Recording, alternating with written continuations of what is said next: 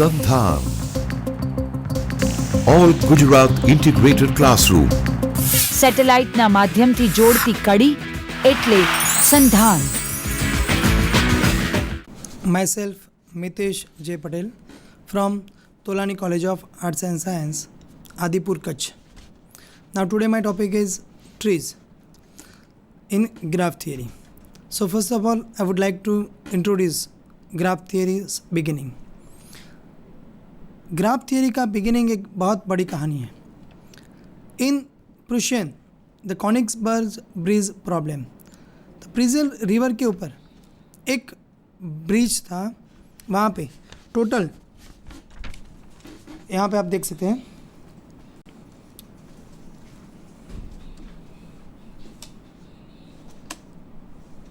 On the river. This is यहाँ पे दो टाउन्स थे, सेकंड ये टाउन्स था और उसके ऊपर ब्रिज बनाया हुआ था. तो दिस इज़ टोटल ये जो 7 ब्रिज थे, 1 bridge, second number, third number, fourth number, fifth, ये 6 एंड 7. तो पीपल्स माइंड कि यहाँ पे ऐसा कोई वॉक पॉसिबल है कि जैसे हमें कोई एक जगह से स्टार्ट करना है. मान लीजिए ये रीजन ए है, ये रीजन बी है, रीजन सी है एंड रीजन डी है. दैट इज़ यहाँ से हमें स्टार्ट करना है. कोई भी एज को हमें रिपीटेशन नहीं करना है और ऐसे यहाँ पे कोई एज बाकी भी नहीं रखनी है. दैट इज़ अगर हमने यहाँ से स्टार्ट किया, यहाँ गए, फिर यहाँ से स्टार्ट किया, यहाँ गए, फिर यहाँ से स्टार्ट किया और यहाँ गए, तो यहाँ पर ख़त्म हो गया. उनके माइंड में ये प्रॉब्लम था कि ऐसा कुछ कोई वॉक कोई फाइंड कर सकता है कि जैसे हम यहाँ से स्टार्ट कर रहे हैं और वहीं कंप्लीट सारे के सारे ब्रिज करके वहाँ पर हम कंप्लीट आए. तो उनके बहुत सालों तक ये क्वेश्चन बना रहा, लेकिन किसी ने भी यहाँ पे सॉल्व नहीं किया. Then in 1736 the Leonard Euler's, Russian mathematician था, उसने ये पूरा जो प्रॉब्लम्स था वो प्रॉब्लम्स को पूरे एक ग्राफिकल मेथड में प्लॉट किया. तो ग्राफिकल मेथड में उसने कैसे प्लॉट किया? मान लीजिए एक रीजन था, उसको वर्टेक्स दिया, दूसरा वर्टेक्स, तीसरा वर्टेक्स एंड फोर्थ वाला वर्टेक्स. दैट इज़ जो लैंड्स थे उसको उसने वर्टेक्स में रिप्रेजेंट कर दिया और जो एजेस थी, ब्रिज थे, उसको उसने क्या डाल दिया? एजेस के हिसाब से डाल दिया. यहाँ पर भी एक चीज़ थी, यहाँ पर भी एक एज है और यहाँ पर भी एक एज है. तो ये पूरा एक ग्राफ बन गया. This is known as a 7 bridge problem. अब उसने क्या ट्राई किया? कोई एक पेन ली, कोई एक वर्टेक्स से स्टार्ट किया, यहाँ पर उसने वर्टेक्स में गए, दूसरे वर्टेक्स, तीसरे वर्टेक्स पे गया, वहाँ से चौथे वर्टेक्स पे गया, वहाँ से बैक आया, नेक्स्ट बैक आया. दैट इज़ उसका माइंड में क्या प्रॉब्लम चल रहा था? अगर ये पेन, ये पूरी जो लाइंस है विदाउट पेन को उठाए और विदाउट रिपीटेशन अगर ये पेन ये ग्राफ ड्रॉ कर सकती है, तो जो पीपल्स है वो पीपल्स वही पेन के लाइन के ब्रिज पर चल के वो कंप्लीट ग्राफ फिलअप कर सकते हैं. लेकिन बहुत मेहनत करने के बाद उसको ये पता चला और उसने एक रिजल्ट्स दिया आपको कि मान लीजिए आप कोई भी एक ग्राफ है, वह ग्राफ से आप जा रहे हैं तो क्या होगा? अगर वहीं से हम निकल रहे हैं तो वहाँ पे एक एज बनेगी और वो एज ऐसे आप ड्रॉ करेंगे. दैट इज़ वहाँ से आउटसाइड एक एज निकली, ये वर्टेक्स पे हम गए तो ये वर्टेक्स पे क्या होगा? ये एज इनसाइड आई. अगर मान लीजिए उसने यहाँ से बैक गया, निकला, तो ये पर्टिकुलर वर्टेक्स के लिए क्या हो गया? ये एज इंटरनली डिग्री मिली, यहाँ से आउट निकली. दैट इज़ यहाँ पे कितना होना चाहिए? इवन मिल रहा है. That is second. अगर यहाँ पे आया तो यहाँ पर एक एज आ रही है, वहाँ से निकला तो भी क्या हुआ? यहाँ पे डिग्री क्या होगी? इवन होगी. अगर यहाँ पे वो पहुँच रहा है, देन वहाँ से बैक आ रहा है तो यहाँ पे कितना होगा? डिग्री इवन होगी. यहाँ पे बैक आया, यहाँ से निकल रहा है तो भी क्या होगा? डिग्री इवन होगी. दैट इज़ हम फर्स्ट वर्टेक्स को अभी निकाल दें तो बाकी सब वर्टेक्स में क्या होगा? एक बार इनसाइड होगा, दूसरी बार आउटसाइड होगा, तो डिग्री कितनी होगी, इवन होगी। फिर अगर जो ग्राफ अगर ऐसा ड्रॉ हो सकता है तो लास्ट में अगर जब आएगा वो तो क्या होगी, उसकी डिग्री फर्स्ट बार जो आउट हुई थी वही आउट डिग्री लास्ट में जब आएगा तो वह इन होगी।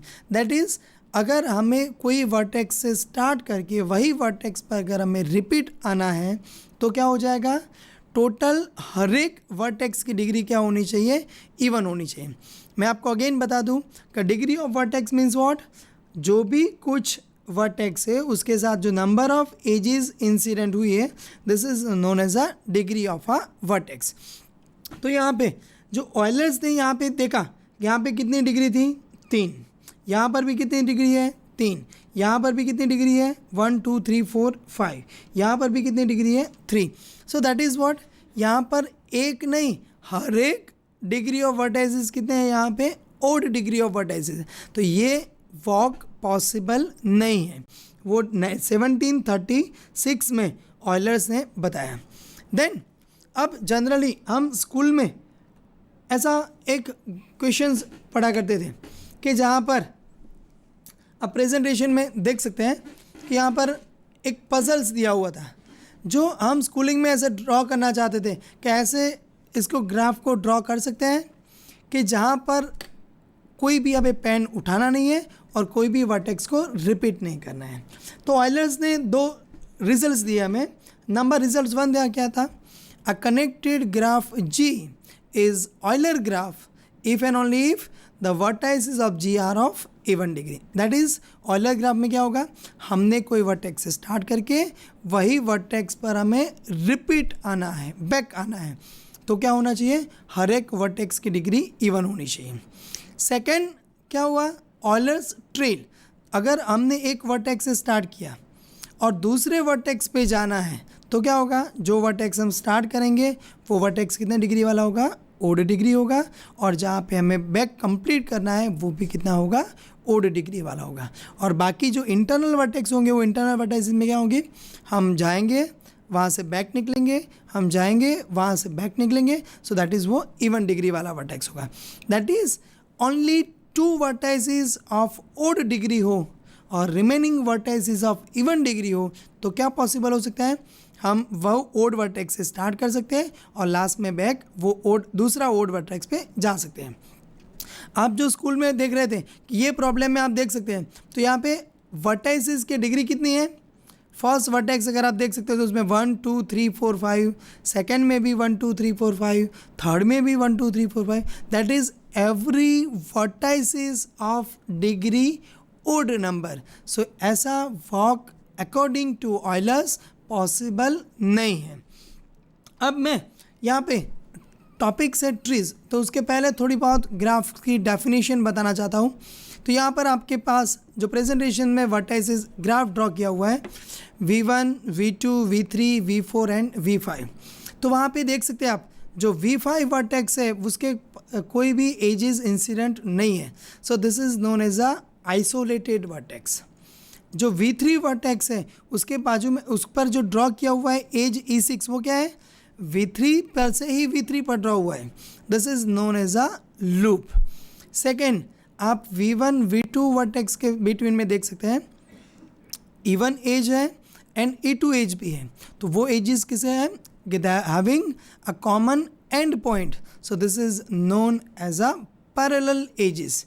अब यहाँ पर पैरेलल एजेस और अगर सेल्फ लूप नहीं है so this graph is known as a simple graph. अगर parallel edges and self loop है so graph is known as a multiple graph. यहाँ पर आप देख सकते हैं V4 जो वर्टेक्स है उसके पास ओनली 1 एज है, V1 के पास कितनी एज है, 3 एज है, तो vertex according to the edge we can say even vertex and odd vertex. Second thing, finite graph किसे कहते हैं, a graph having finite number of elements as well as finite number of edges, otherwise the known as a infinite graph. अब मैं आपको complete graph के बारे में बताना चाहता हूँ। तो यहाँ पे हम कंप्लीट ग्राफ के लिए देख सकते हैं, यहाँ पर कोई ग्राफ G मैंने ड्रॉ किया हुआ है जहाँ पर वर्टाइसिस है A, B, C, D and E। Edges हैं E1, E2, E3, E4, E5, E6, E7, E8, E9 and E10। ये पूरा हमारा ग्राफ है। यहाँ पर मैंने उसका सब ग्राफ दिया हुआ है, vertex A, vertex B, vertex C, vertex D and E। यहाँ पर जो एज है वो E1 है, E6 है, यहाँ पर E7 है एंड E4 है। अगर मुझे ये H जो सब ग्राफ है उसका मुझे अगर कॉम्प्लीमेंट फाइंड करना है तो हम कैसे फाइंड करेंगे? H ये सब ग्राफ है, वही सब ग्राफ आप पूरे ग्राफ में ड्रॉ कर दो तो यहाँ पे क्या होगा? एजेस कहाँ पे थी हमारे पास? ये E1 एज है, फिर कौन सी एज है? E6 एज है, फिर कौन सी एज है? E7 एज है एंड देन कौन सी एज है? E4 एज है। दैट इज़ हमें अब क्या करना है? अगर ए एज का हमें सब ग्राफ फाइंड करना है तो क्या करना है? यही सब ग्राफ आप पूरे ग्राफ में ड्रॉ कर दो। अब जो लाइन ड्रॉ किया हुआ है उसके अलावा जो एजेस है दैट इज़ E5 एज है, E8 एज है, E9, E10, E2 and E3। ये जो एज के साथ vertex A, B, C, D and E जो आपको मिलेगा, this is known as a complement of a सब ग्राफ H। सेकेंड थिंग मैं आपको बताना चाहता हूँ कि बाइपार्टाइट ग्राफ हम किसे कहते हैं।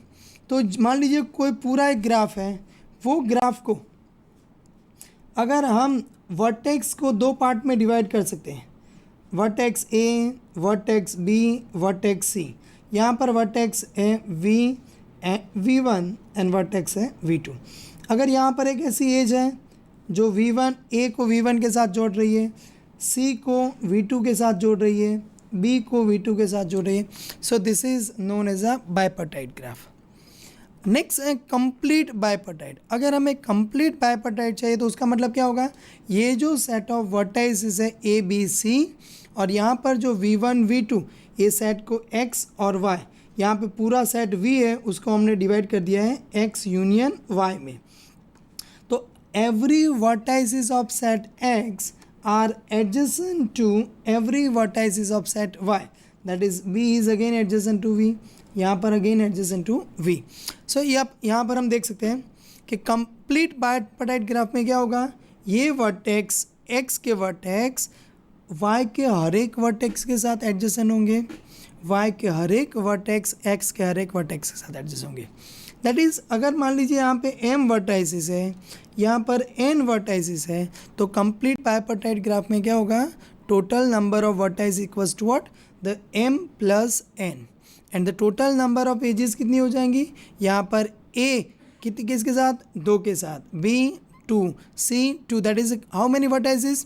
3 वर्टाइसिस एंड सामने किसके साथ? 2 के साथ। सो नंबर ऑफ एजेस होंगी M into N। So this is the known as a complete bipartite graph. अब हम यहाँ पर स्पानिंग सब ग्राफ के बारे में बात करना चाहते हैं। तो यहाँ पे आपको G ग्राफ ड्रॉ किया हुआ है, उसका सब ग्राफ K ड्रॉ किया हुआ है। अब स्पानिंग सब graph next H graph draw किया हुआ है। अब मुझे H ग्राफ का कॉम्प्लीमेंट अगर फाइंड करना है, देखिए यहाँ पर H को स्पानिंग सब ग्राफ किया हुआ है बिकॉज ऑफ H में जो G के हर एक वर्टाइसिस है वो हर एक वर्टाइस का यूज़ हो गया है। एजेस अगर आप हर एक यूज़ करें ना करें वो डजेंट मैटर है। K में स्पानिंग सब ग्राफ नहीं है बिकॉज ऑफ K में 3 ही वर्टेक्स का यूज़ किया है, बाकी 2 वर्टेक्स बाकी है। H क्या हुआ? स्पानिंग सब ग्राफ हुआ। उसका कॉम्प्लीमेंट यहाँ पे आपको बताया हुआ है कि जो G में एजेस है और H में एजेस नहीं है वो यहाँ पे रेड कलर से ड्रॉ की हुई है। This is known as a complement of a sub graph H। अब यहाँ पर ट्री के बारे में मैं आपको बता दूँ। Tree is what? A graph with no cycle, it is known as a acyclic graph. Cycle नहीं होनी चाहिए और कनेक्टेड है अगर तो it is known as a tree. तो किरचॉफ ने डेवलप किया है पूरा ट्री। तो Kirchhoff developed the theory of trees in 1847 in order to solve the system of simultaneous linear equations which give the current in each branch and around each circuit of an electric network। यहाँ पर आपके पास सामने जो tree draw की हुई है तो वहाँ पर क्या है? जो पिंक कलर से वर्टाइसेस ड्रॉ किया हुआ है वो this is known as a pendant vertices. The vertices of degree 1 known as a pendant vertices. तो रियल एग्जाम्पल्स क्या है हमारे पास? तो ट्री आपको कहाँ पर मिल सकती है? तो नंबर 1 कैनाल्स में आपको ट्री दिखाई देगी, दैट इज़ कोई एक बड़ी रिवर है, वहाँ से हमने यहाँ पर आप देख सकते हैं कि मान लीजिए यहाँ पर कोई बड़ी रिवर जा रही है, वो रिवर से हमने यहाँ से कोई कैनाल निकल रही है, बड़ी वाली कैनाल, वहाँ कैनाल से आपने एक छोटी वाली कैनाल निकल रही है, वहाँ से एक दूसरी कैनाल निकल रही है, वहाँ से एक तीसरी कैनाल निकल रही है, यहाँ पर भी कैनाल से दूसरी, यहाँ से, वहाँ से हमें 2 कैनाल्स यहाँ से मिल रही है। देन सेकेंड यहाँ पर आपको 1 कैनाल मिल रही है, यहाँ से दूसरी कैनाल मिल रही है, यहाँ से भी नेक्स्ट आपको कैनाल मिल रही है, that is this is known as a canals. आपको क्या रिप्रेजेंट करेंगे? ट्री रिप्रेजेंट करेंगे। सेकेंड थिंग, अगर आप इलेक्ट्रिक डिस्ट्रीब्यूशन करना चाहते हैं तो फर्स्ट कोई पावर सप्लाई में से आपको, पावर हाउस में से आपको इलेक्ट्रिसिटी मिलेगी, वहाँ से दूसरे ट्रांसफार्मर में इलेक्ट्रिसिटी जाएगी, फिर सोसाइटी में इलेक्ट्रिसिटी जाएगी, that is this is also known as a tree distribution. Second thing, marketing management. अगर सिंपल थिंग, अगर आप बात करना चाहें कि यहाँ पर कोई कंपनी है बहुत बड़ी, मान लीजिए एमवे कंपनीज़ है, वो एमवे कंपनीज़ के पास क्या होंगे? डिस्ट्रीब्यूटर्स होंगे, होलसेलर्स होंगे, वो होलसेलर्स दूसरी जगह पे जाएंगे, वो तीसरी जगह पर जाएंगे, दैट इज़ वहाँ पर कहीं पर भी आपको सर्किट नहीं मिलेगी। सेकेंड थिंग क्या होगा उनका टारगेट? हर एक पब्लिक के पास वो पहुँच जाए, दैट इज़ वो ट्री से ही पॉसिबल है। सेकेंड थिंग, अगर हम कोई फाइनेंशियल मैनेजमेंट करना चाहते हैं, मान लीजिए कोई एजेड पर्सन्स है और कोई पीपल्स है, उनकी पूरी सैलरी मान लीजिए 50,000 है, वो 50,000 सैलरी में से 20,000 एजुकेशन के लिए कंट्रीब्यूट कर रहा है। वो एजुकेशन में सपोज मान लीजिए उसका एक सन है, उसकी एक डॉटर है, तो सन की फ़ीस में कितना डिस्ट्रीब्यूट कर रहा है, डॉटर की फ़ीस में कितना डिस्ट्रीब्यूट कर रहा है। वो एजुकेशंस के अलावा मान लीजिए कहाँ पर वो फ्यूल में डिस्ट्रीब्यूट कर रहा है, तो उसमें से 10% फ्यूल में जा रहा है। मान लीजिए वो अपनी खुद सेविंग कर रहा है, तो वहाँ से सेविंग में जा रहा है। दैट इज़ व्हाट, पूरा एक ही जगह से टोटल इनकम है, वहाँ से उन्होंने